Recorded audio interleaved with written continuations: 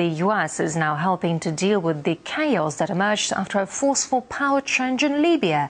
Washington wants to assist in the creation of a new Libyan army as part of its major program of training tens of thousands of foreign soldiers from across the globe. RT's Gainet Chakan now takes a look at what's in it for the US. The Pentagon's new outlook? Forget about full-scale invasions and large footprint occupations.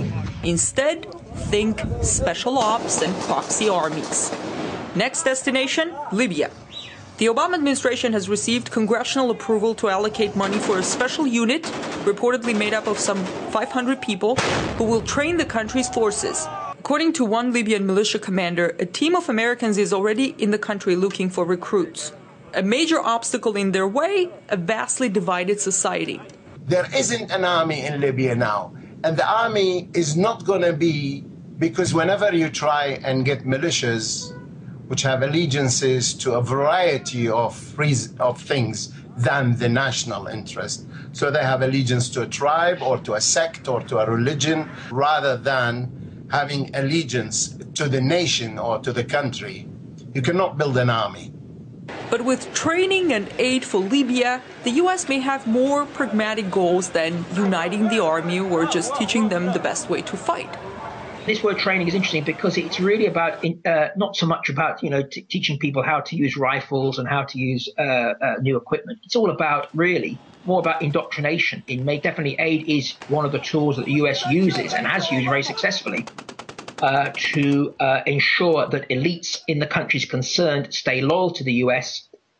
They stay loyal to them in terms of foreign policy, stay loyal to them in terms of opening their economies up, keeping them open to U.S. multinationals.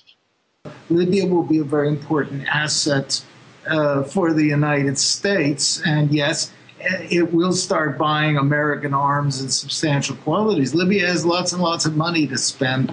According to the State Department, this year alone, the U.S. spent $6.3 billion financing foreign armies. It argues investing in foreign militaries helps build better alliances and further American interests abroad. From the point of view of the U.S. government, of course, it's very useful to have other countries' militaries integrated into the U.S. They get the training, then they get the equipment, they get the arms. It's the full package. The idea of proxy armies is not new, but America's track record of training foreign armies has hardly been flawless. You have the School of Americas, for instance, which has trained all the armies that became the torturers of Latin America. That started after World War II. I would say that training troops is, especially in the Middle East, in the case of Iraq or in Afghanistan, something of a catastrophe. It's premised on a fantasy that if the U.S. Buys the uniforms, gives them the guns, provides them the training, that somehow these will be reliable forces. You can see in the case of Afghanistan, the governments are united, the governments are partners, but the Afghan troops don't consider the Americans to be their friends. In fact, they consider them to be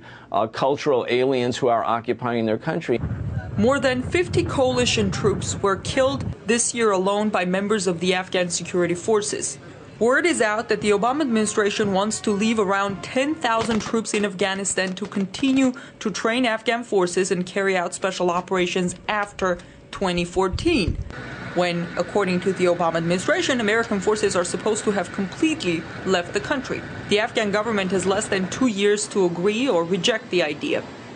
The U.S. government may be looking at training armies abroad as a smart investment, sort of like outsourcing makes sense in business. It's cheaper than having U.S. troops on the ground. No need to explain dead troops coming home. Makes sense from a lot of perspectives. But that strategy has backfired more than once in the past, alienating populations that didn't want to see their military become a student of Washington's wars. In Washington, I'm Gainet Chakan.